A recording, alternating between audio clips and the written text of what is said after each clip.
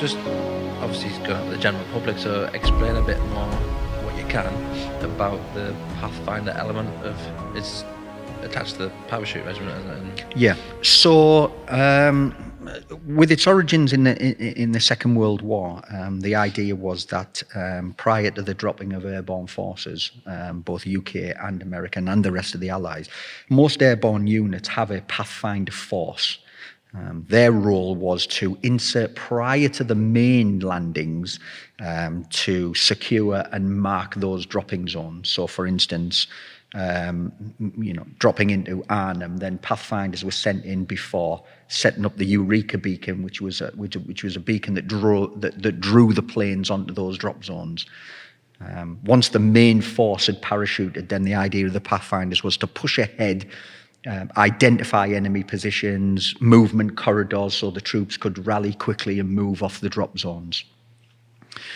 So the role of the modern day Pathfinders is exactly that. It is to facilitate the theatre entry of combat forces. So, for instance, 16 Air Assault Brigade, which is our airborne air assault brigade now, the role of the Pathfinders would be to insert up to 7 days ahead of that, so to at sort of range and reach, to locate areas that were capable of taking a large drop. It may be to locate areas for helicopter landing sites, for temporary landing zones, for a tailor operation, so that the aircraft could deliver air assault troops. Once on the ground then, and the main force is on the ground, their job would be to push ahead, locate enemy positions, report on those positions, look for areas where troops could move into position to assault it, look for fire support positions, and really identify areas so that the main force could quickly move in and obviously engage the enemy.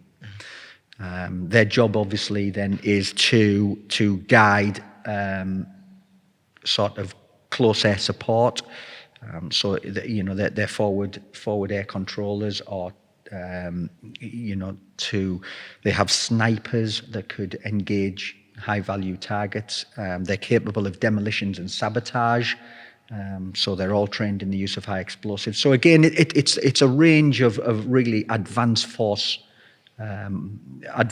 tasks in support of the main element, if you like.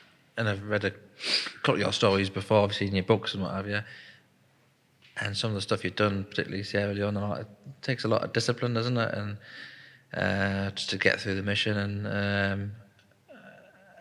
I find that quite fascinating, that some of the skill sets is that kind of instilled in you, or can it be trained into you? Is it something within yourself?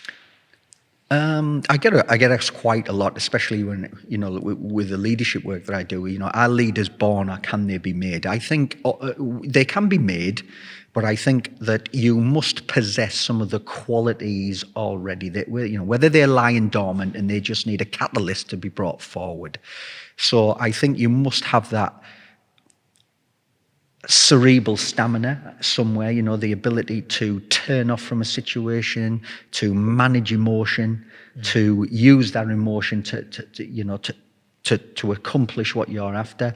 The dedication, the self-discipline has to be there. That self-reliance, that belief that you are capable of achieving everything that you set out to do. They have to be there.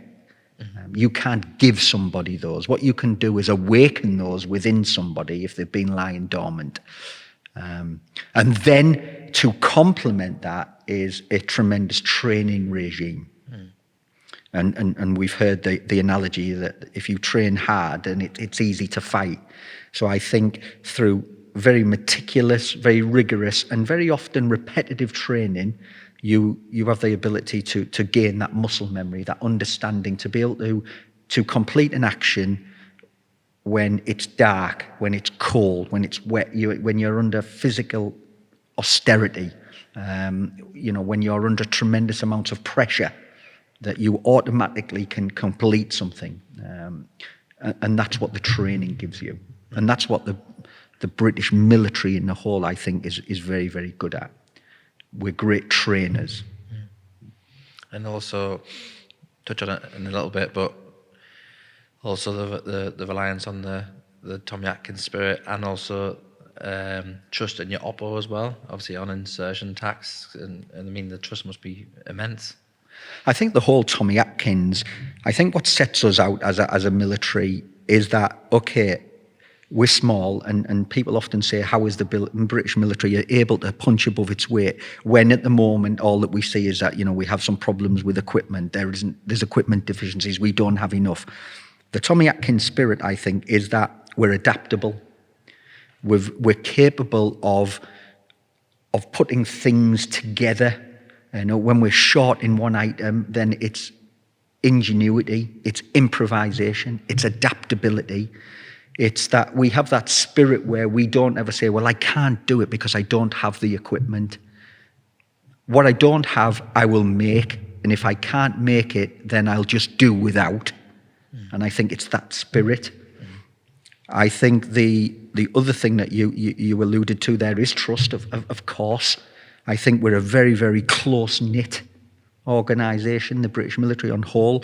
We have that tremendous sort of buddy-buddy system approach to it. I'll watch your back, you watch mine. And I think that is integral to our success. And what united us through all of the conflicts and is what we remember is that, I do it for you. Yeah. And you do it for me. Yeah. It's like Silver Sacks, isn't it? Yeah. It is, yeah. So tell us a bit about, you tell us why you joined up and your inspiration behind that, and a bit about the Pathfinder, but also some of your operational experience. I know you've done Bosnia, Sierra Leone. Tell us a bit about various locations that you've covered. So, yeah, I mean, my first obviously was Northern Ireland, up Banner. I'd been in 3 Para, so I got to 3 Para sort of early 87 after the training.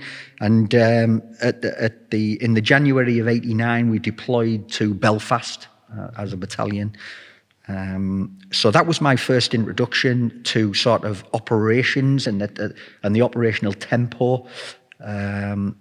Very strange to think that you're conducting operations on UK soil and that sort of whole understanding of being, in a city, in the centre of Belfast, operating out of an RUC station, the sort of rigours of operational life, long patrols, that sort of interaction with the public, whether it be for the good, for the bad, trying to build relationships with the Catholic communities, and then obviously dealing with that feeling of those communities towards the sort of British Army. So that was sort of really eye-opening, and especially at sort of 19, coming on to 20 years old. It was a very sort of strange time because, okay, you're not engaged in open warfare with a uniformed army, but you're on the streets of the United Kingdom carrying live ammunition. So it's a very strange situation. A lot of responsibility for young people. I mean, and it is, and again, it goes back to training. That sort of judgmental training that we go through, operating under technically a card, coloured cards, the yellow card, the white card that dictates when you can use lethal force, when you can't use lethal force, what situation you find yourself in when you have to use, when you'd be forced to use, public order weapon systems, baton, it was a very strange situation to be in and a tremendous amount of pressure on young soldiers. And from Northern Ireland? From Northern Ireland, then I joined the Pathfinders, and again, sort of the next one was going into Kosovo in 1999 under Operation Agricola. I'd actually gone back to 1 Para then, so when I was serving in the Pathfinders weren't organised. In other words, they weren't on the order of battle. Right. They didn't officially exist. Okay. So the people that were assigned to the Pathfinders at passed the selection course, were technically on the books of other units. Right. So the Parachute Regiment, the Royal Engineers, the Royal Signals, the Medical Corps, wherever you came from, carried you as a number. And of course, the equipment was borrowed. We loaned a lot. What that meant is that within that unit, you hadn't the ability to get promoted. Right.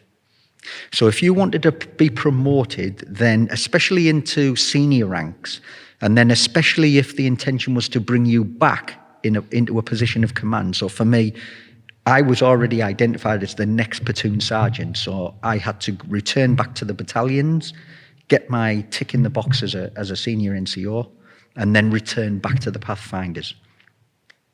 When I returned to 1 para, and again, I was 3 para, went to the Pathfinders, but 3 para were out of role then.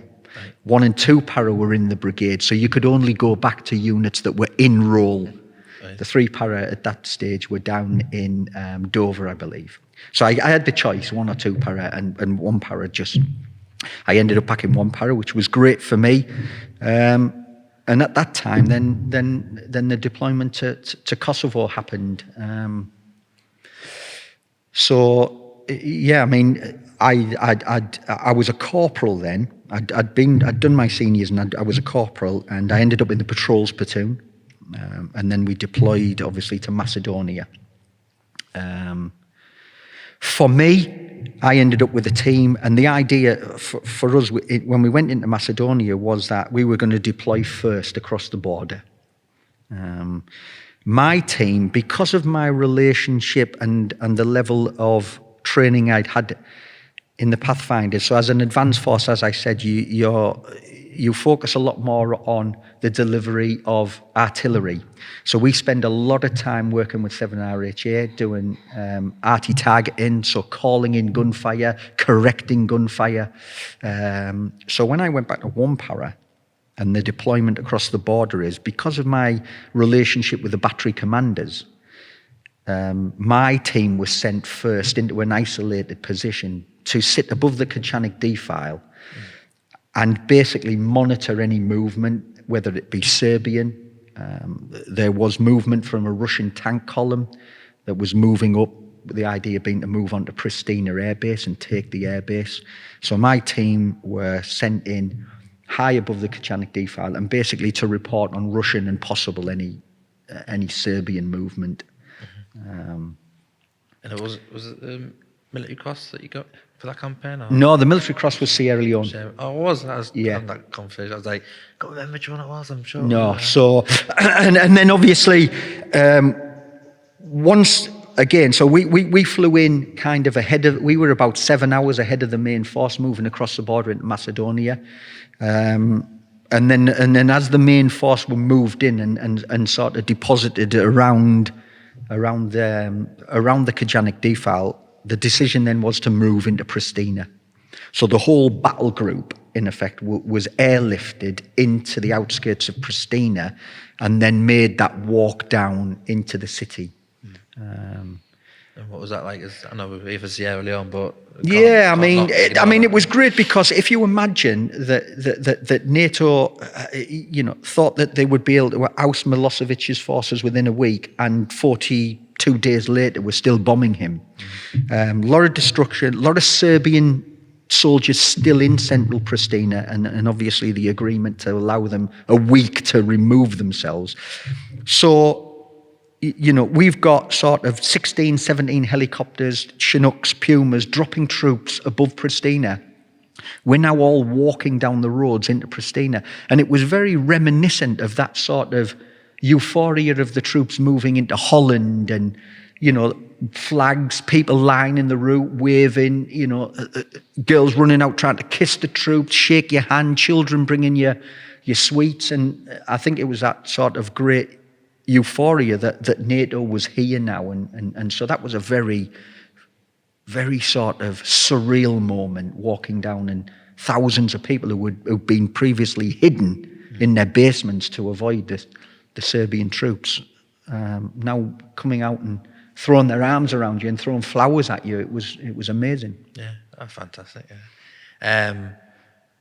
Next campaign was that Yeah, so I returned back to the Pathfinders in sort of late '99, took over my role, and then the deployment on Operation Palliser, which was in Sierra Leone, happened in May of 2000. Nobody knew it was coming, nobody saw it.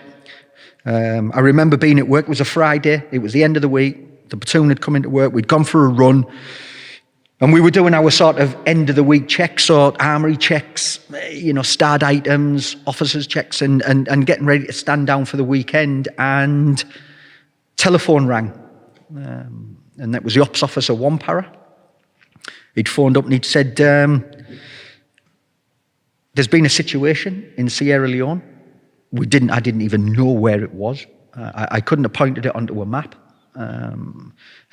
There's been a situation, and at the moment we're awaiting orders to move one para as a whole, as a task force, to Sierra Leone. The idea being that to rescue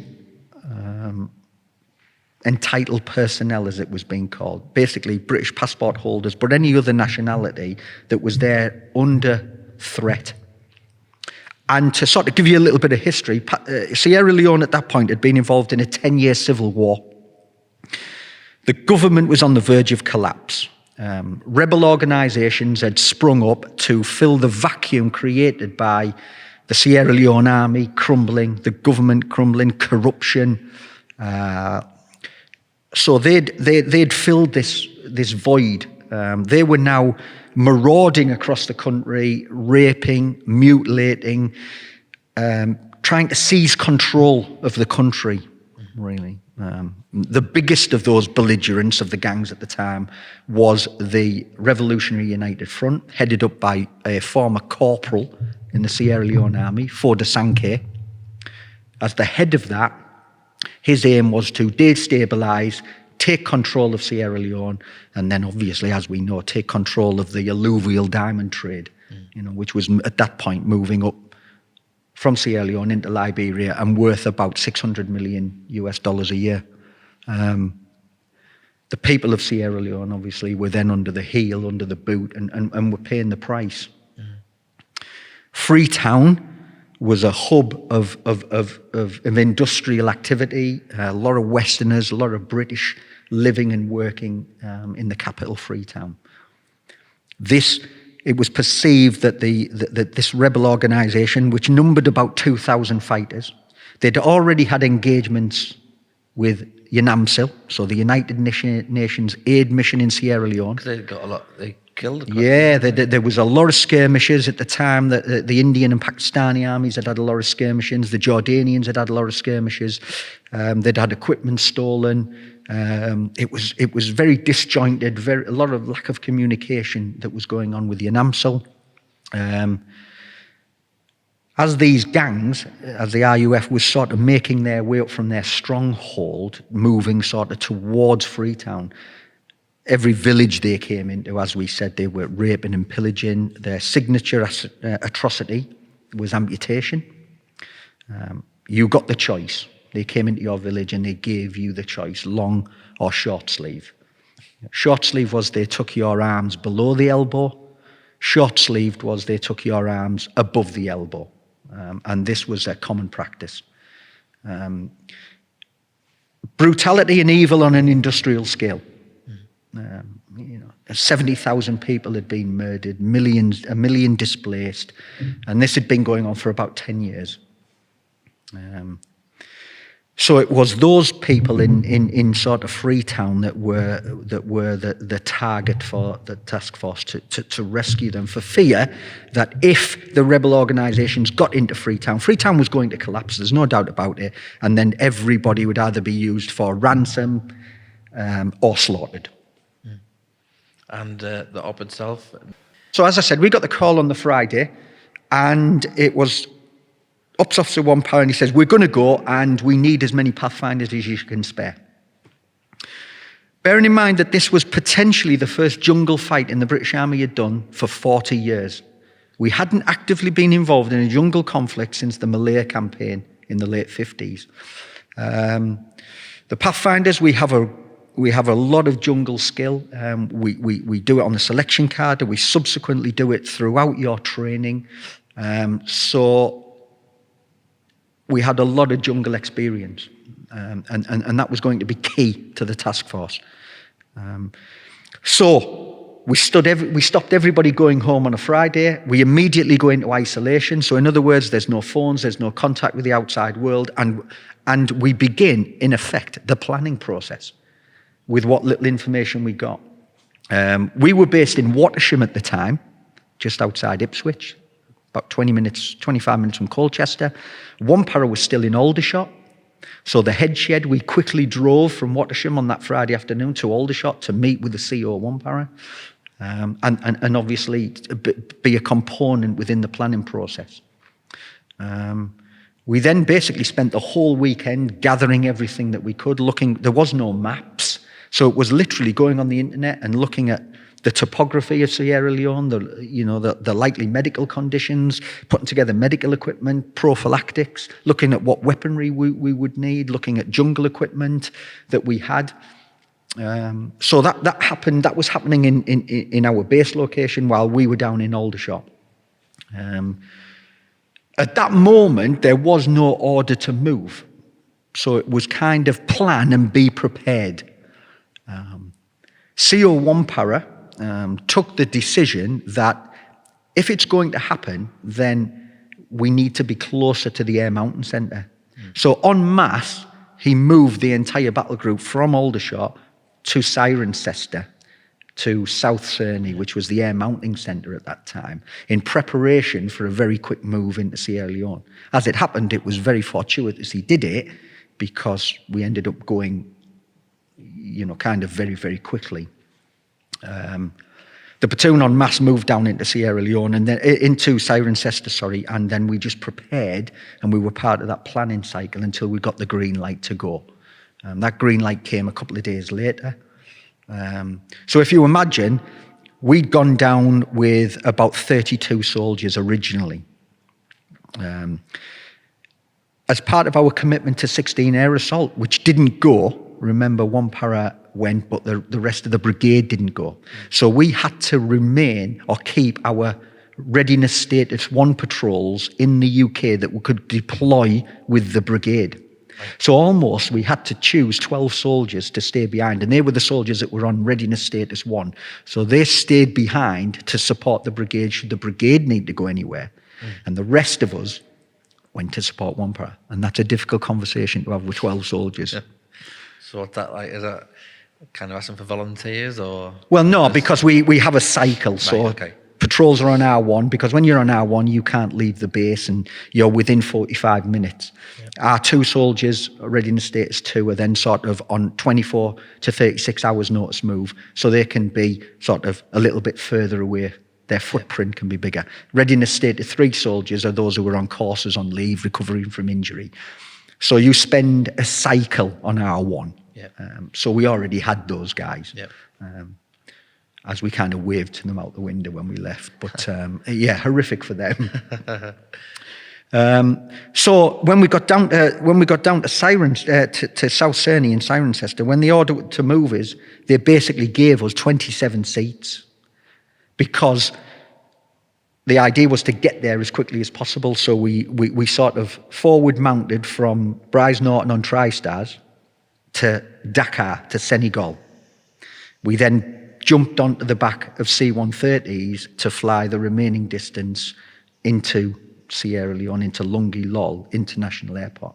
We were given 27 seats on that first aircraft, along with the command element and a couple of supporting elements within the task force that they needed to get on the ground quickly. So we had about 30 guys down there, so we had to send 5 away again. Who then took the remainder of the equipment back to South Heaney, and 26 of us, with what we could carry, got on board that first aircraft. And then was that, like you say, dropped into Lungi, and then what was the stage from Lungi from there? So we went into Lungi Airport, and immediately the sort of one para command element that the headquarters took over. obviously now in full consultation with the task force commander, who was Brigadier David Richards, who subsequently went on to be Chief of the Defence Staff. And we arrived kind of late afternoon, 90-degree humidity, very tropical, very hot, with what we had on our backs. And then immediately onto the airfield, which was still up and running. It was still working. It still had the odd flight going out of it. The United Nations aid mission in Sierra Leone, so UNAMSL had an area of the airfield. So there was the white NATO vehicles and a bit of troop movement, but very sort of, as you can imagine, this was just a piece of tarmac cut in the jungle with a very dilapidated, run-down, 2-story building that doubled up as the terminal. It was everything that you would imagine of an airport in West Africa that didn't have any kind of infrastructure, really. Yeah, and then tell us just like stage by stage, basically. Yeah. So that afternoon, we were immediately we were on the ground for about an hour, and then immediately told, right, we're going to push you out, because we were first down on the ground. We're going to push the Pathfinders out to surround the airfield in what could only be described as reactive observation posts. So observing on any movement towards the airfield. If you imagine now, we're now getting Hercs landing sort of every 20, 30 minutes as they're bringing the rest of the task force from Dakar. So there's a stream of C-130s landing, troops offloading. One pair have got their mortar teams digging in around the runway. There's patrols going out.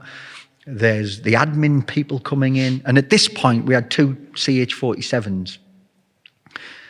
The Chinook helicopters had made the longest transit of any Chinook helicopter in the world. So they'd flown from the UK through a series of FARP sites, down through France, through Spain, and then obviously onto the African continent and then over. So they'd flew just over 3,500 miles, those 2 Chinooks, refueling en route to get down there, which was a first, obviously, for the Royal Air Force as well. So there was 2 CH-47s. The idea being, as I said, was that if anybody was going to move on to Freetown, they had to. The first place they would have come would have been the airport. Take control of key infrastructure. So the idea was to hold that. While one para was securing the area, the Pathfinders were sent out in 4 6-man patrols to secure any likely roads in. And at this point, what I want to stress is you're not up against a unified army. You're not up against anything that you can identify. These are rebels in civilian clothing, mingling in with the general population. There isn't, it's very difficult to separate friend or foe. The rules of engagement were extremely tight. The stores and equipment from the UK, the operational ammunition hadn't arrived. So we went on the ground there with, I think it was 2 magazines. Yeah. There was nothing else. There was no food. Nothing had arrived. So we deployed immediately into OPs around. So we were driven out, dropped off in UN vehicles. And again, this wasn't a covert insertion of troops into an observation post, gathering intelligence on an enemy. This was off the vehicle, very limited movement corridors. If you weren't on the track, the jungle was impenetrable. So you had to move on the track. So we were dropped off and then patrolled slightly into areas that we could see key points on the approaches. And we laid there throughout the night trying to monitor movement up the tracks. Was there large groups of people moving up the tracks? Was there any weaponry? People move, was there any surge of activity towards the runway? Did the RUF now want to hit the task force in its very embryonic stages? Could it disrupt that infiltration of troops and combat power? So that we spent our first night laid in this mosquito-infested jungle, 10 yards back from the 10 yards back from the end of a muddy track, trying to ascertain if there was any rebel movement. It was very sort of, again, I use the word surreal. We spent that first night out, and then the next morning got the radio message to move back into the airfield. So a vehicle was sent out, and we collapsed those 4 sort of OPs and moved back onto the airfield. The idea then was to secure the British Embassy. So we immediately were flown. So if you imagine, Lungi Airfield and Freetown was across the bay, was across the inlet. So the only way across, obviously, without using the civilian ferry, was the 2 CH-47s. So we were transported over to the Yanamsil sort of main headquarters, which was at the Mami Yoko Hotel. So the world's press now was starting to arrive. The idea is that the Brits had sent this task force in. So it was a swimming pool with the world's press around the pool, drinking cocktails, and all of a sudden there's 27 Pathfinders sleeping by the side of the tennis court, waiting for the order to move into Freetown and secure the British Embassy. Troops from 1 Para had now been flown into Freetown, and they were beginning this evacuation process. So again, the main objective of that initial deployment, so this non-combatant evacuation operation, and what then was termed as a NEO operation, was to round up these entitled personnel, extract them back to Lungi, put them on C-130s, move them to Dakar. These people had got their lives there, they'd got their families. Soldiers knocking on the door saying, we're here to protect you, we're here to extract you. The idea, what was coming back was, well, if you're here now, why do we need to leave? Yeah. So we're not going. So it was almost how do you get people out if they don't want to do it? You can't forcibly remove them, but they're at risk. So there was a lot of things going on, a lot of mutation of the mission, if you like, in those very early stages as people were being evacuated. So C-130s bringing troops and supplies in, and then leaving with civilians on board with a bag and their passport. Yeah. So very strange sort of initial 24, 36, 48 hours. I suppose that's a kind of a diplomatic side of a soldier's life as well that people often overlook as well. They don't really appreciate that side. Yeah, I mean, and again, this goes back to my sort of my interpretation of why the British military is considered as a force for good around the world, is that we can jump very, very quickly from warfighting to peacekeeping to counterinsurgency to public order. So the ability for the personnel within the British services to immediately, and the Americans have coined it this 3-block war, to war fight and then walk into the next street and be into counterinsurgency, to walk into the next street to be into, peace support operations. And we do it very, very well. So and I believe what Banner gave us that. So when we go abroad into these operations, our ability to interact with the civilian population and not be have this tyrannical approach to them, this hearts and minds, this ability to interact with them, we do it very, very well. Mm-hmm. So what was following on from that then, once the extraction had took place? Things started to really, really move. So we spent that second night, my second night in Sierra Leone was with my basher, propped up against the tennis court at the Mami Yoko Hotel. Immediately the next morning, that sort of hurry up, 2 Chinooks landed, and we were told immediately that to get on board and fly back across the bay to the airfield, which we did. Our OC at the time was up with CO1 Para. He came running down and said, right, there's movement, there's rebel movement anticipated towards the airfield. So in order to protect the airfield and give it the optimum chance of getting everybody out and then to secure it, we're going to basically send the sort of 27, it was at the time, Pathfinders, sort of to stop them. My subsequent conversations with David Richards in writing my book, and obviously in him writing his book, was that we were going to be exposed. The idea being is that we would be a buffer, and if we were to engage the rebels and inflict such a blow that it prevented them from moving onto the airfield. I mean, prior to this, they hadn't had any engagement with anybody that had really stood their ground. So their thinking was that if we send you, and if you engage them, and you deliver such a knockout punch, it will give us time to complete this extraction of entitled personnel. So we got the brief. 27 of us, 2 Chinooks, 2 Pinzgauers, and whatever ammunition we could find, because again, now it was starting to be unloaded. So, kids in a sweet shop, we looked at what, we'll have the 5 GPMGs, we'll take a couple of 94 anti-tank missiles, we'll take some, more 5.56. I had a 51mm mortar, but there was no HE in country, so I managed to scrounge 18 HE, Illume rounds for the 51 mortar and in backpack. There was no room for Bergens, so it was your webbing and your day sack. So it was light order. We had 2 days food and enough 2 days water, 2 days batteries, and that was it. The order was you're going to fly in 35 kilometres. There'll be no support. You'll be on your own. We need you to hold the ground for 48 hours.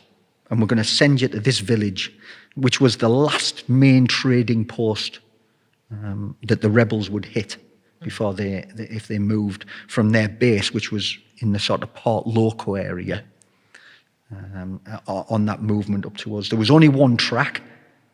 They had vehicles. We know they'd had vehicles. They'd stolen some vehicles from the UN. So they had to come up a track. So our task was to basically hold that village, hold the track, and stop them for 48 hours. And then we would be extracted. So that was the brief. Did it go to plan? So 48 hours. We're briefing the patrols up. We're on board 2 Chinooks, so we've divided. There's 13 on one, 14 guys on another Chinook, and 2 vehicles. It was about 4 o'clock in the afternoon. I can still remember it was humid, soaked in sweat. 1 set of clothing, your day sack, and with the thought that we're going to get off the helicopter and we're going to be actively engaged in a gunfight. That was the sort of mentality, that was the sort of mindset, that we were trying to get the soldiers in, and when that was it, and we took off. If there was any reassurance in any of that, it was that the idea was that there would be a platoon of 1 para to act as a QRF. So should things go pear-shaped, there would be a platoon's worth of 1 para on QRF on standby. So that was the support element, if you like. So we flew in, and I'd spent a lot of time in the jungle. I'd been to Malaysia. I spent a lot of time in Brunei. Been to Central America. I'd done some work in Kenya. We did a lot in Malaysia. I'd spent a long time in the jungle. Had a lot of jungle experience. Different types of jungle. Central America is very sort of dirty jungle. It's secondary jungle. It's been harvested and grown back. Whereas Borneo, Brunei is very primary jungle. It's never been touched. So it's more like a forest. It's easy to move through. Kenya is very similar. I'd never seen anything like what we saw in Sierra Leone. It was mangrove. We're now flying at 100 knots at treetop above the jungle with the ramp down, and I've got the headsets on, talking to the pilot, and I'm looking out the back thinking, there is nowhere to go. We talked about an escape and evasion plan. What would happen if we got separated, if we ended up in a fight? Where would the patrols RV? And I'm looking out the back, and it's just mangrove. You've got one movement corridor, which is the track. So when you're restricted to an extraction down a track, you open yourselves up to being closed down very quickly by vehicular traffic. If you drop off into the mangrove, then you've got 35 kilometres through mangrove, infested, that it would be very difficult. And I had that in my mind as I was looking out, as we were flying into the jungle. It was about 35-minute flying time, and and you can hear it on the headsets. You can hear it 2 minutes, 30 seconds, ramp down, troops unbuckled, ready to go. Waiting to see if the helicopter come under any fire, and boom, smashed down. 2 Chinooks landed. And where we'd landed was just north of the village that had had a little bit of vegetation cut back. So we're in amongst, in effect, tree stumps. So the Chinooks had smashed down, and then we've got two vehicles to drive off the back, which are trying to drive off this rutted, which was incredibly difficult. It's not tactical. We're all off the back, down into fire positions, waiting to come into contact. The two Chinooks flew off, and the idea would be that they would fly off and go into a holding pattern. So if we come into contact and it was a situation that was untenable, then we'd call them back or move to an extraction. And hopefully they would provide some sort of aerial fire support with the miniguns. That didn't happen, and we ended up lying in the jungle waiting to move into the village. You've got to imagine that this village was kind of about 500 metres long by about 300 metres deep. It was centred around a track junction, mud huts, thatched roofs, people just staring at what had just happened. Anybody gone into their village prior to that with rifles was just killing them and mutilating them. So there was this fear. We were unannounced, and here we were, and everyone was just staring out of the jungle at us as we sort of then started to patrol into the jungle and try to get a feel for the ground, if you like. And then, was it a case of waiting for contact from the rebels, or were you actually actively pursuing them? Or? No, at that point we didn't know. We didn't, and again, it was very unclear. We had about. We had no maps really. We had no air photographs. There was very little intelligence. These people were mingling with the local population. There isn't a uniform to identify anyone. So anybody staring at you could be a rebel. Anybody could. So we were into that village, and then the people have scattered into their huts, scared of us. What we then encountered as we walked in was a platoon of Nigerian troops. Right. So I say platoon, there was about 18 of them. And they'd been there for 6 months as part of the United Nations mission. They hadn't been visited by anyone. There was no communication. Their radios didn't work. They didn't have any food. They had one magazine of ammunition in their rifles, and they'd been there for 6 months. Inevitably, what had happened is they'd gone native. They'd took their uniforms off, they'd married girls in the village, and they were now living in the village as part of the village. The only person that had remained cohesive in any of this was their officer, who we nicknamed Lieutenant Mojo, who had his own little sort of citadel in the village, a little hut with a fence around it, with a flag, and and he was still immaculately dressed in his uniform, and obviously come from a family in Nigeria where he spoke almost perfect English. So he came out to meet us, which was bizarre. Surreal, just totally surreal. And so obviously just talk us through. So again, it's late afternoon, it's getting dark, and so we're now looking about, right. The initial contact didn't come. We're not under fire. How do we now take control of the situation? How do we control the ground? So what do we do? Let's quickly walk around the village. Let's identify the likely enemy approach routes. Let's do an estimate of the threat, where we're likely to be engaged from. Let's sort of make ourselves known to the village elder. Local information, local intelligence, that's part of the counterinsurgency element of it, hearts and minds. If you're going to get intelligence, you need it from the people who can tell you. So we're trying to gain information. Is there anybody in the village you don't recognise? Is there any movement? So we're trying to build up that intelligence picture while we're sighting the teams around the village and getting them very quickly to dig shell scrapes. Remember, we thought 48 hours. So we're thinking shell scrapes, protect the village, let's get a bit of a foothold in, make the village defendable, look for an extraction, pick a HLS, and then send all that back to Lungilol in a message, to sort of, we're here and this is what we do, and this is the footprint on the ground. By that stage, it's dark. We're now in the jungle, and as anybody will tell you who's been to the jungle, you can't move in the jungle unless you're moving on a track. It's dark, it's eerie. The jungle's incredibly loud at night. You've got the beetles, you've got the fireflies. It's a very noisy place, the jungle. Of course, we've got guys staring down their optics, looking at their night vision, expecting an attack, finger on the safety catch. There's that whole sort of adrenaline flowing. What's going to happen at night? If you have to fight at night, how do you fight? And, so there's that, it was very mixed emotions, them sort of very initial 5-6 hours. On edge all through the night. Next morning, sort of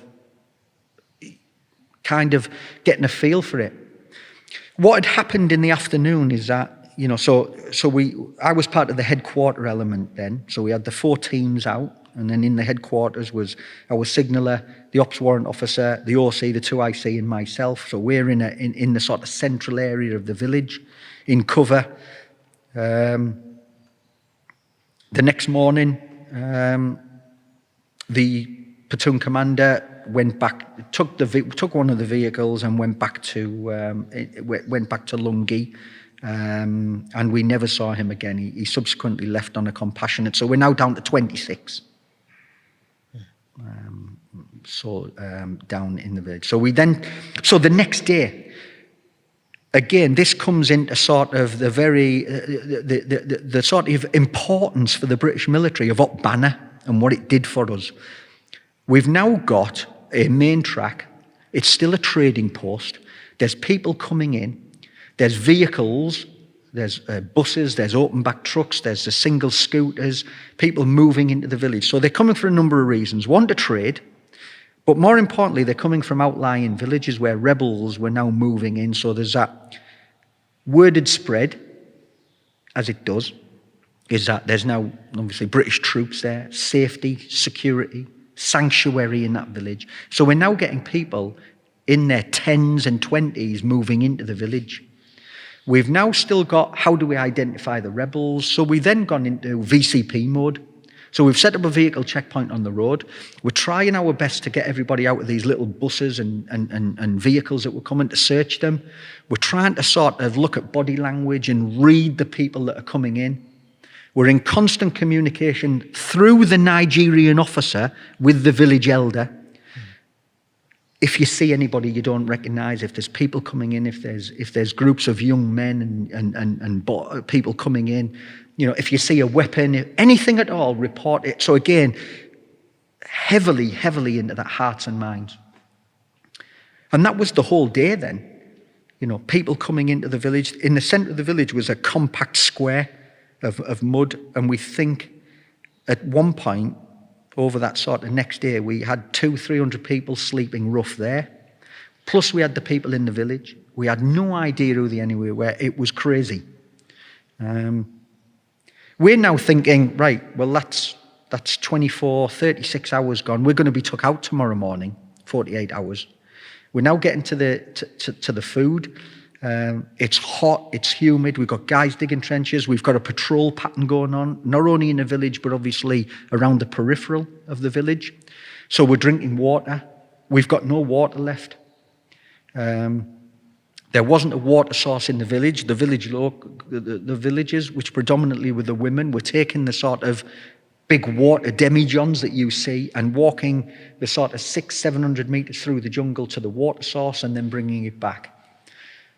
So again, part of that Hearts and Minds campaign is, in order to sustain and remain hydrated and functioning and focused, we can't take people away from the village and do a water patrol. So it's now into the village elder, can you get us the water? So again, it's that relationship building that we do very well. We're then getting intelligence updates on the radio from Lungi saying, there's rebel movement. We've been on the ground now as a task force 5 days. We're building up an intelligence picture. There's the electronic warfare people that are intercepting the rebels who are using mobile phones predominantly. There's now got the intelligence, the security services. We've got touts. We've got paid informers. So there's all of those things adding to this sort of build-up of information and intelligence. And everything is suggesting that this rebel group up to 2,000 fighters are moving on the base. Their sole intention was to snatch a British soldier. Right. Their thinking was, if we can get to the airfield, snatch a British soldier, and it kicks back to 1993, the American situation in Somalia and Mogadishu, Black Hawk Down. If we can grab a British soldier, if we can grab a number of British soldiers, then what will this do in the media? What will be the public opinion back in the UK if we are massacring British soldiers? So it's dealing with that as well. So everything's telling us they're coming. So again, we've got guys who are riding high on adrenaline, especially expecting a contact, trying to integrate in the village life, trying to observe people, to pick out people in a crowd. That, so if anybody had have infiltrated the village, we've now got 200-300 people sleeping on the floor. We've got the villagers. If somebody gets into that central village, inside the village with weapons, and then engages us, we've now only got to engage them, but we've got the collateral damage of civilians getting shot. It was chaos, and for me, a very difficult thing to control and manage, and keep in with the patrols and keep talking to them about what's going to happen.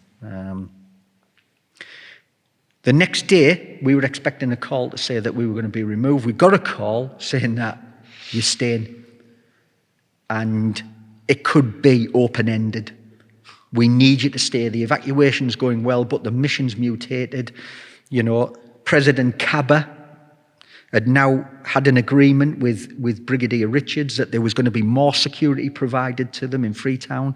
So we, in effect, lost our QRF. Yep. They'd now been retasked. We didn't know that until we had the contact. There was no spare troops on the ground. Everybody was committed. The mission was mutating. And if there was ever a reason to say that mission creep and how things expand on the ground, this was it. So we're now 48 hours on the village. We've run out of food. We've got no more rations left. And we're now told that it could be open-ended. And again, it goes back to this spirit of Tommy Atkins. Okay, let's make the best of a bad situation. We're here. Right, how do we get more food? How do we get more water? How do we strengthen our defences? What happens now if we're contacted? We're now here long term. We've got to make our defences far more effective. We're now going from a shell scrape to a battle trench. We're now looking at protection over those trenches. We're now looking about, there's jungle out to our front.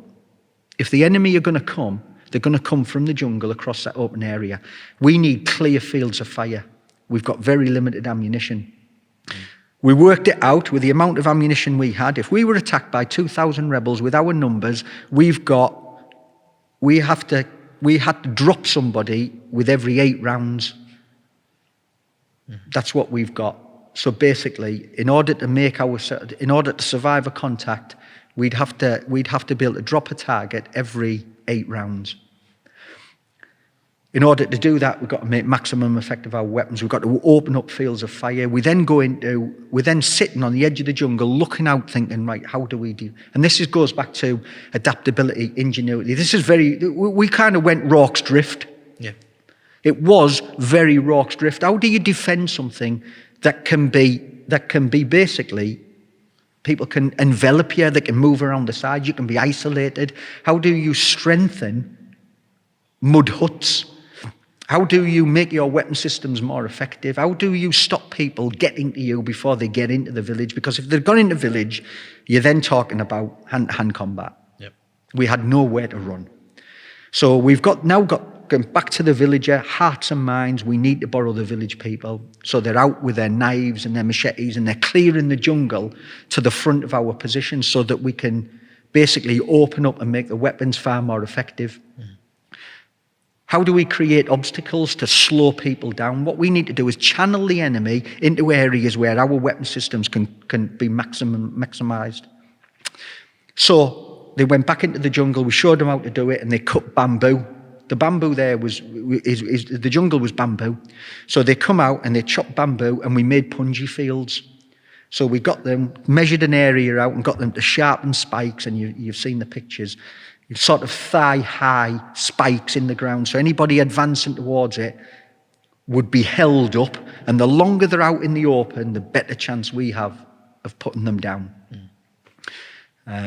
So that's what we did. And so we've now got 20, 30 people working as a group under a couple of young boys, cutting down the jungle, sharpening spikes. We're out there building defences to obviously face this onslaught. So this was the British Army 150 years ago. And again, it is that adaptability, that Tommy Atkins, I haven't got it, I'll make do. Yep.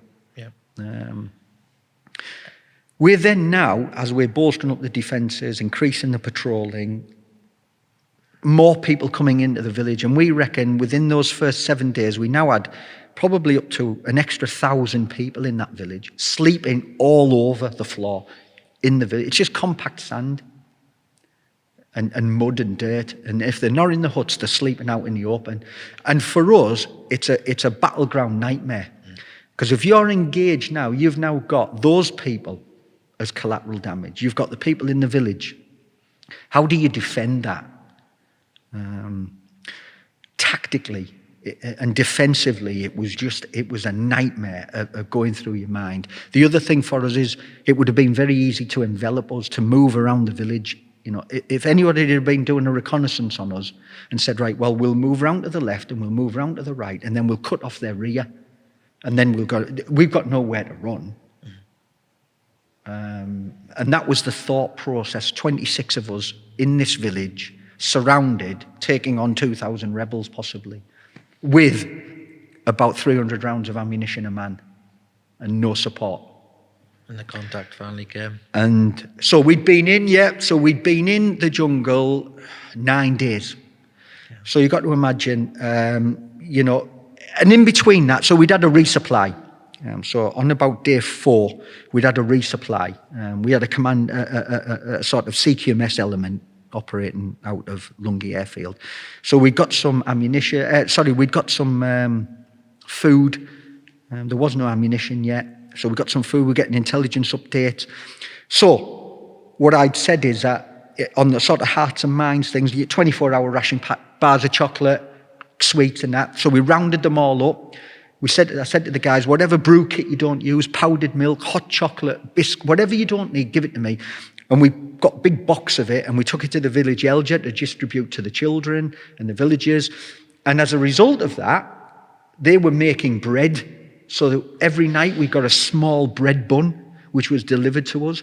The girls were getting our water every day. We're drinking sort of 8-10 litres of water because the guys are patrolling. We're building our defences. We'd got into village life. They were getting our water for us. We got bread. And then, of course, they introduced us to the local delicacies, which were the sort of brown African snails. So about 4 o'clock every afternoon, we got a downpour for about 30 minutes, flooded the village, and then the sun come out. As a result of that, in the buttress of the giant trees was coming out the snails, which were about the size, sort of a semi-inflated football, if you like. And what the locals do is sharpen a stick, dig it in the shell, dig out all of the flesh, chop the flesh up, throw it in a pan, herbs, few of the root vegetables that they can find, and then they get this stew. So of course, they're now teaching the patrols how to make it. So our guys are making this snail balti to augment whatever very little food we had. So the guys are in there, and as we know, every squad, goes on the ground with a tin of curry powder or a tin of Tabasco sauce or a bottle of sauce. So we've got these snail curries going on, bubbling away. It was an interesting 9 days. 02:45 hours on the 17th of May 2000. We're now into nighttime routine. Patrols are watching. Came over the radio from the forward patrol. Maximise. Maximise was this code word to stand to. There's enemy movement. He's looking through his sort of CWS. And what had happened is, and again, bound by the rules of engagement, you can't fire unless you're fired upon. Basically, the rebels had started to crawl up the side of the main track leading into the village in the sort of camber, so where the sand had run off and created a ditch. They were now crawling up the side of the ditch, and he was watching them through the MVG. They got to about 25 metres away, and the forward guy of the rebels had knelt up, pointed his weapon and fired one round. At that point, we think he'd had not a negligent discharge, he'd got a stoppage. So at that point, so obviously as they're walking up, Maximise came over the radio, we're not all stand to. So, guys are only sleeping with a weapon on anyway. We've only got belt kits. So they're laid on the jungle floor and have been for 8 nights. Everybody's up now. It's pitch black. There's people moving around in the villages. We'd said to the village elder, brief the village. If you hear fighting, go to ground. Don't run about. 1, you'll get shot, and B, we might think you're the enemy, and we might shoot you. So stay in the huts, lay down on the ground, don't move. We'd talked the Nigerians into putting their uniform back on. So we'd now put them to the back of the village. Again, they had their sort of FNs, the SLRs, automatic version, magazine with about 10 or 12 rounds a man. We'd had to teach them how to clean the weapons again because they were filthy and rusty. So they were kind of protecting the sort of rear of the village, if I say that loosely. This guy had knelt up and fired. Of course, our guys in the forward trenches had opened up now. And of course, then the rest of the rebels had started to open up on the jungle. So we're now taking fire from across the jungle. So they'd crawled up the track. We've now got an area cut in the front of the village, and then obviously we've then got the canopy. So that distance across now was about 250, 300 metres to the canopy. So we're now taking fire from the canopy. There was various folds and gullies on the ground, one of which we'd named Fern Gully. It was an area that we thought, as you do your assessment of the ground, if anyone's going to get close to us, they would come up that gully. So, of course, we've got a couple of improvised claymores out. So when we'd gone in there was a little bit of plastic explosive. So guys had made some claymores out of old tins in the village, put a bit of confetti in there, and then obviously put the plastic explosive in, bit of black and tan firing cable, and we had a couple of improvised claymores. Again, blokes in the Pathfinders, we do extensive demolition and engineering training. So we were set as best we could. So we're now engaged. So we've now got all the patrols are engaging. We've now got tracer fire from the rebels. They've now got they put 2 RPGs into the position, fired it into the jungle, into the trees. That exploded in the canopy. And as you can imagine, the trees are getting ripped to bits with quite heavy fire. As you can hear it buzzing and zipping past you. We're now down on our belt buckles in the command element, and the teams are fighting in those forward positions. It's pitch black, and we're trying our best to engage them really. So while that's happening, the command element put together a message and sent that contact back to Lungi Airfield. So we're working on, if we'd still got the QRF, they're on standby, 5 minutes to get them up, 5 minutes to get them onto the back of the Chinook, 35-minute flying time. We're thinking 45 minutes, add in a fudge factor, 10 minutes, we've got to hold out for about an hour. If we can hold out for an hour, then we'll have the resupport, we'll have the QRF. So we're thinking an hour. So we're now engaging in them. The patrols are engaging. We've got rebel fire. It's ripping the jungle to bits. There's screaming and shouting in the village. I had the mortar. So I've got illumination rounds, and I'm thinking, right, if I can illuminate, because it's pitch black, even the MVGs, even sort of CWS doesn't work in the jungle. It's why we don't have optical sights in the jungle. It's misting up. You can't see. They're useless. It's why iron sights are used in the jungle, So even the CWSs, you can't see anything. You're underneath the canopy. There's not a lot of ambient light. Everything that makes it work is not on your side. So I'm thinking, right, mortar. If I can get the mortar up, get some illume up, illuminate all the open area, then we can start picking them off. Going back, that day, on the morning of the 16th, We got a radio message saying that they were flying in a Royal Marine officer. HMS Ocean had been sailing towards Sierra Leone with 4-2 Commando on board. The idea to relieve one para. So as the sort of OC of their patrols platoon, he was going to fly in, have a bit of a recce with a view to doing a relief in place for us. He'd come in about 10 o'clock that day on the 16th to do a quick recce, and then he was getting taken back out. So he was going to be on the ground for about 2 hours. He was on the ground for 2 hours when we got a radio message saying that the helicopters that were assigned to pick him up were being retasked. He would have to stay that night and he'd get picked the next morning. So he was with us on that night. So if you picture it, we've got the command element rushing about trying to get a radio message. We've got the patrols fighting. We've got the jungle being torn to bits by rebels. So I'm like, right, come with me. So I had a day sack. In the day sack, I had 18 rounds for the 51 Alum. I've got the mortar. So myself and him start crawling out from our position, which was in the jungle, to the forward edge. Can't use the mortar in the jungle because I can't get the mortar loom up through the canopy. I've now got to get to a position outside the front of the canopy into where all the fire's coming so that I can get the mortar illumined. So I've now crawled forward out of the jungle, past our forward positions, all right, in between the two trenches that we had focusing or covering the open area. So we're now kneeling up, trying to put the Illum rounds up. And the idea being, if I can drop the Illum rounds 300-400 metres up towards the canopy of where they're firing from, they'll be lit up. But we will remain in the darkness. So obviously they'll be highlighted and we'll be in the dark still. So I'm now in a kneeling position with him feeding me 51mm Illum rounds. And I'm kind of throwing Illum rounds up all over the full frontage. But as anyone will ever tell you, the minute you fire a 51mm round, you get this big puff of smoke and you're covered in the smoke of obviously the round leaving the barrel. So you just become a bullet magnet.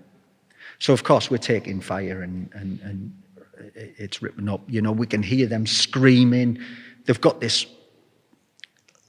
incessant scream that they do. This chanting that they hope's going to scare people, because again, their sort of ideology is that they're bulletproof. They get blessed. It's voodoo, and they become bulletproof. So there's all that to contend with. So over a series of contacts, we're now looking for people to try and flank us. They're engaging us to the front, and we're firing the Illum rounds up. Guys are shouting to me where to put the Illum up. So we end up putting the Illum up, and myself and this captain are out in the middle of the open taking fire as well. So that kind of went on.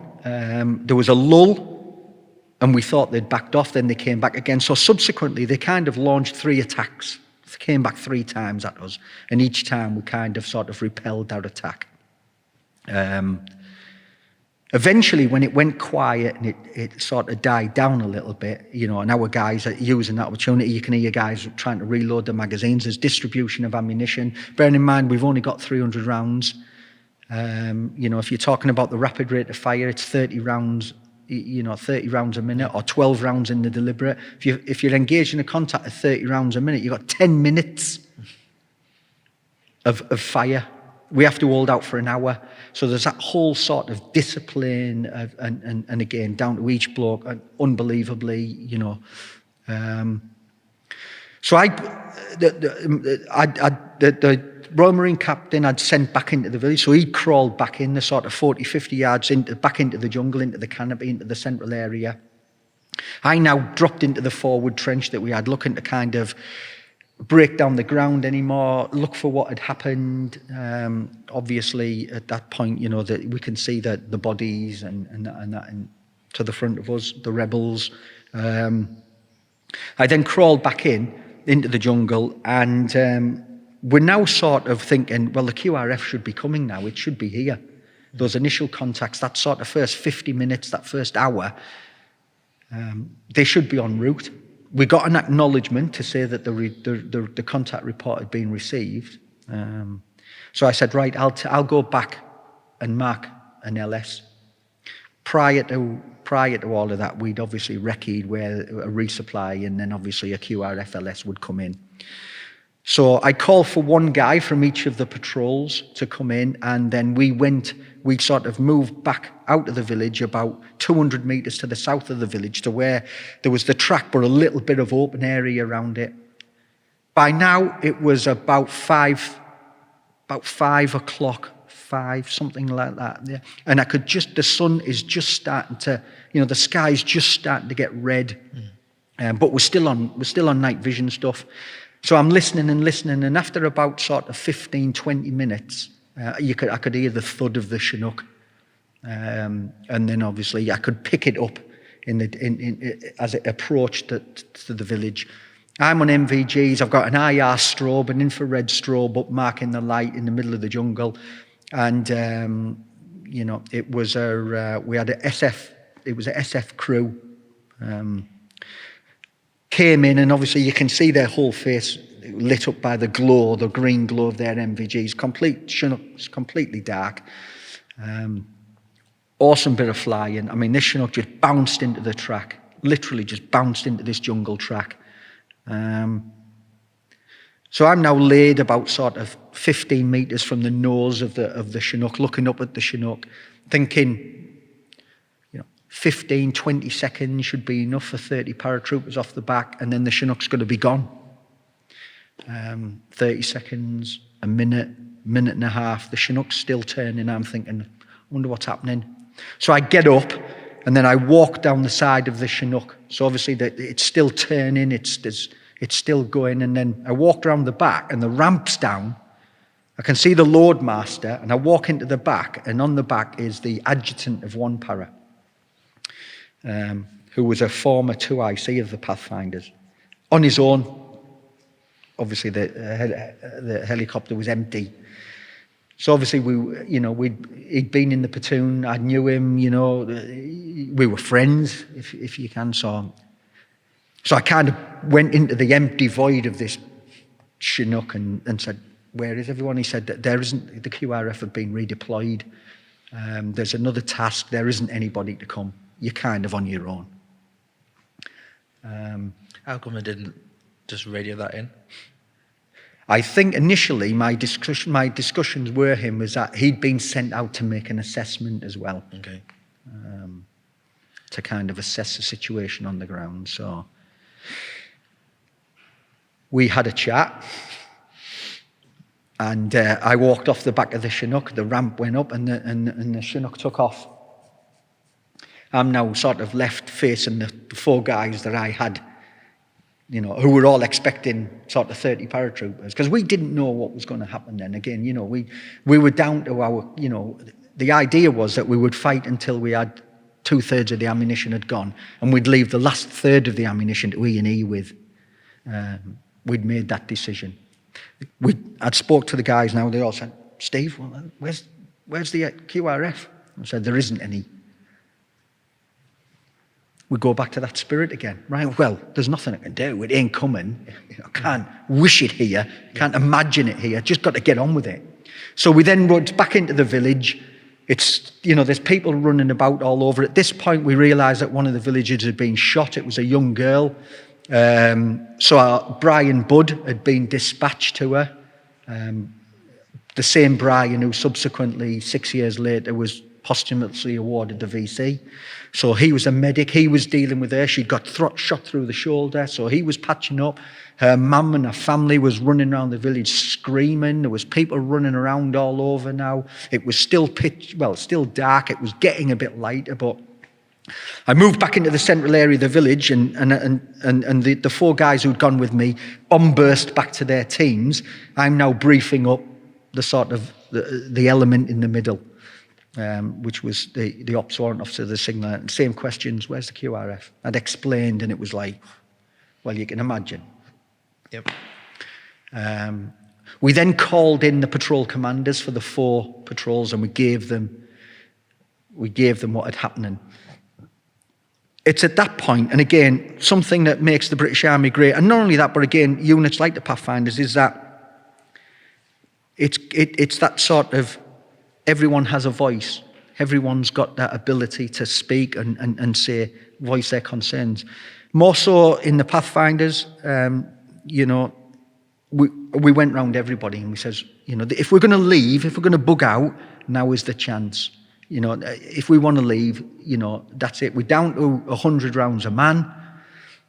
We don't know what's coming. We've stirred the hornet's nest. What's going to happen now? But 8 days, 9 days into a jungle, playing with the kids had you know, we'd made a little gym out of chopped up bits of wood. The people had been going to get our water. They'd been feeding us. We had that relationship. We were never going to leave them. If we'd have left and the rebels had come back, they'd have massacred every single one of them for helping us. So we took the decision. Every single guy said, we'll stay. We just stay and see what comes, and we'll deal with it as and when it comes. So they went back, and we, you know, it's now getting lighter and lighter, and we can see the devastation and what's happened, redistributing ammunition, strengthening our positions, and again, preparing now for what could have come. About 8:30 in the morning, we get a message that the QRF are en route. So we went back to the HLS, marked it, and then it did. At about 8:30, we got a Chinook landed with 30 troops from one para. Sight for sore eyes. Sight for sore eyes, yeah. There's that massive relief, isn't there? You know, yeah. There's now 30 of them, 26 of us, 56 soldiers on the ground. Boosted morale. Bit more ammunition, heavier weapon systems, you know, that kind of, well, bring it on now. They basically went into the village, briefed up the OC of the company commander. The one para guys are now sort of getting down into our positions, and it was almost a bit of a relief in place, if you like. So they manned our positions while our guys kind of sort of come back from the front, you know, and then do what they do, quickly clean the weapons, make sure you recharge any magazines, re-bomb with any ammunition that we were given, and prepare for the next round of events, if you like. It's at that point that, as a group, we decided that if we're going to stop this, if we're going to stop them, then we've got to do it now. They're on the run, they're wounded, they're probably disjointed, panic, fear. They've gone back into the jungle, gone to lick their wounds. We thought, if we're going to stop it, let's stop it now. So we decided that the one para would remain in the village and the Pathfinders would take out a fighting patrol. And the idea being is that we track them through the jungle. If we can come across them, then we'll deal with it there and then. So we divided ourselves up into two 12-man teams, a team on the north and a team on the south, and we pushed out into the jungle. We'd agreed a limit of exploitation, which was the limit of the radios, which was about 1.5 kilometres. So the idea being that we would work in two groups, push through the jungle, move simultaneously at the same speed, and deal with whatever threat we found as we were moving through the jungles. The idea being we'll follow up the sign, we'll track them, the blood, whatever we would find, so that we could get to a point where we did, and that's what we did. So we pushed as two fighting patrolled through the jungle, hoping that we would sort of be able to sort of nip it in the bud now, which again, you know, was a first for the British Army. Yeah. We patrolled into the jungle. I mean, we came across a very temporary building. It wasn't built by the rebels. It had been there some time. Huts, a couple of buildings at about 1.5k into the jungle. So, you know, we cleared the village, very sort of room clearing. You know, there was still fire. We found bits of ammunition. The team in the south found some 4 or 5 AK-47s, lots of ammunition. There was blood trails. So we decided to push on again. So we radioed back and said, we're going to push on another kilometre. So we're now about 2.5 kilometres into the jungle. And they'd gone. We couldn't push in any further. We were overextending ourselves, you know. So we made the decision to pull back to the safety of the villages, which we did. So we kind of patrolled out and then patrolled back. And used that opportunity to do a 360 of the village to make sure that we couldn't see any tracks to think that they had tried to envelop us. So we patrolled back into the jungle. By this stage, the Nigerians with the villagers were clearing up the rebel dead, and the Nigerians were dealing with. They basically took them away into the jungle under the guidance of the villagers and dealt with the burial of. We never had anything to do with that. Yeah. We then spent the rest of that day just preparing for the repercussions of what had happened. CO1 para came in, the brigadier came in. Lots of congratulations for the blokes. And he basically said, I'm going to have to leave you here, but I'm going to have to take the 1 para away, so you're going to be back to your own. So tell me what you need. So, of course, as a group, we put a wish list together.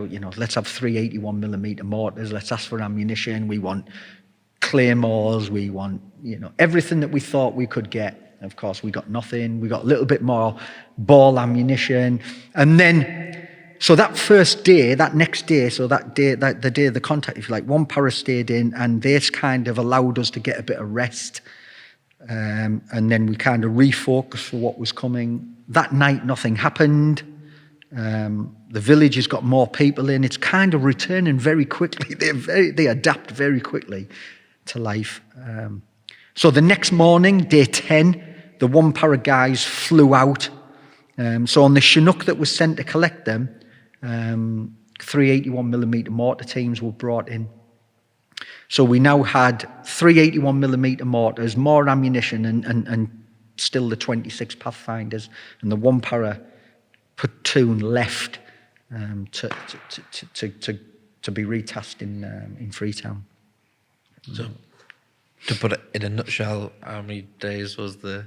So we then remained for a further 7 days. So in total, we went in for 2 and we stayed for 16, living in the jungle on just webbing and sleeping on the jungle floor and eating whatever we could find. And that's like you say, that is stripped down bare Tom Atkins spirit in it. Pretty much.